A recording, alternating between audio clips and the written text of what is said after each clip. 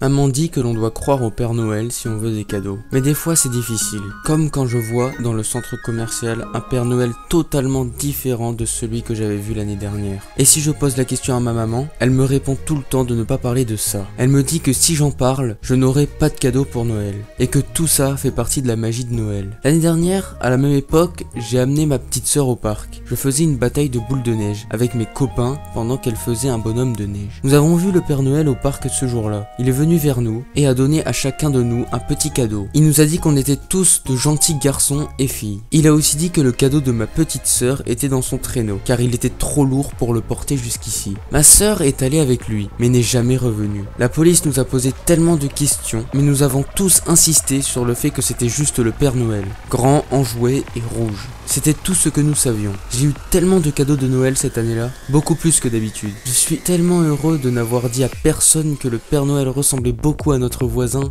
Monsieur Wilkins, et je suis heureux de n'avoir dit à personne que j'avais vu ma petite sœur entrer dans son camion bleu au lieu d'un traîneau. Maman me dit de ne jamais parler de ce que j'avais vu, que c'est juste la magie de Noël. Et elle dit qu'il faut croire au Père Noël si on veut des cadeaux.